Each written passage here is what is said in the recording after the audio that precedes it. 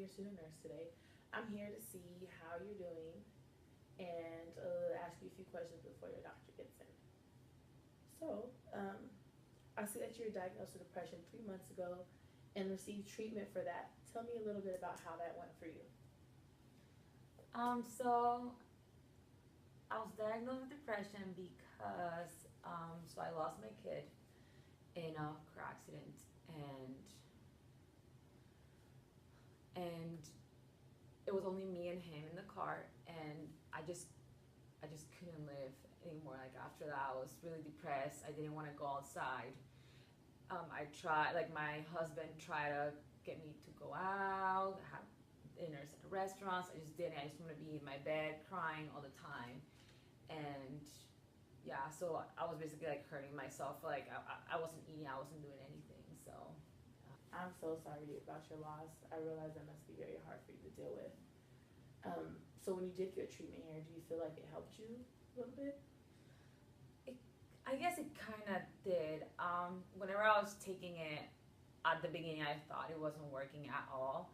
And then 2 weeks into the medication, I started seeing a difference in my attitude and stuff. And I started to go outside and walk and do my bicycle. I went out with my husband. But after those 2 weeks, I started getting like really kind of like moody, kind of like I was really upset with my husband. We're always fighting. I just wanted to kick everything out that was outside. I would be walking and I would see birds being cute, and I was completely, I just wanted to kill them. And then that's like whenever I started having more energy to actually like commit suicide and that stuff.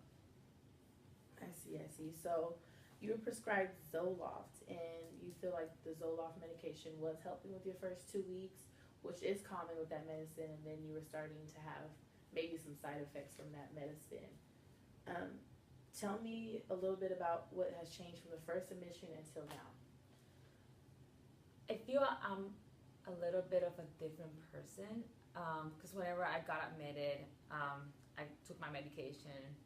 I went back outside. Everything was good. I tried to commit suicide. I'm back here, but like being readmitted makes me realize more about my life. So it like I didn't want to commit suicide.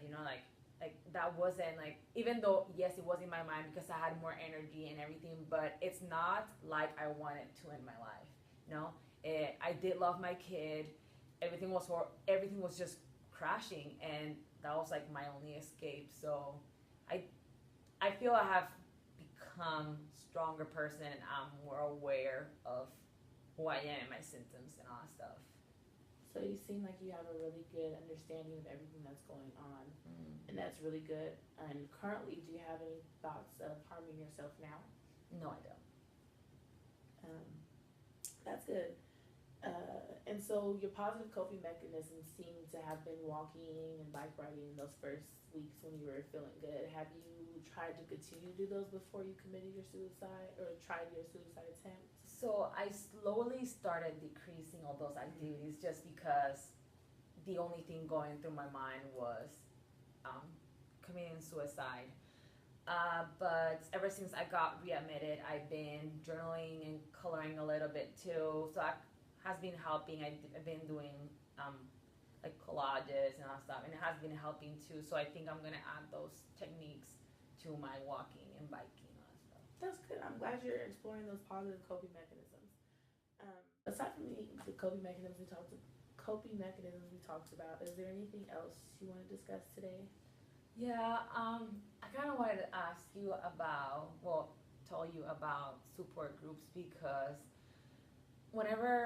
before committing the suicide, I was thinking of going to support groups, but I just couldn't bring myself to just go there because I thought I was just gonna break down, even though people have told me it's kind of normal, like while you like get used to and all that stuff. But because I don't have a support system, basically, me and my husband are going through a divorce from everything that's happened. I know he doesn't blame me for what happened to our child, but he can't even look at me in the eyes anymore. So I was just thinking if you guys could give me more information about support groups whenever I get discharged. I'm so sorry to hear about you and your husband. I know that's really hard. But yes, you do need a support group, a support system, somebody there. So I think those support groups would be beneficial to you. You know, a lot of times people leave here and they don't get that ongoing help. And a lot of times that's why we see patients back. And I really think that the support groups, you know, keep people more so from coming back. So I will get some more information for you for that. And I will also have your doctor come in and talk to you about your medicine and kind of go over everything. But your doctor will be in with you shortly. Thank you. Thank you. Hi, Dr. O. My name is Allie. I'm a nursing student. I have in the lobby for you, which is quiet and empty, Raina. She is here on a 72-hour hold due to her suicide attempt. She feels that the Zoloft she has been taking may have caused some of her current issues. Her chief complaint as of now is her unusual behavior and her current suicide attempt. You saw Raina about 3 months ago. She's a 27-year-old Latina and was diagnosed with depression on her first visit here, which she admitted herself. She has no prior history of depression or suicide until about a month after the death of her child, which occurred approximately 4 months ago.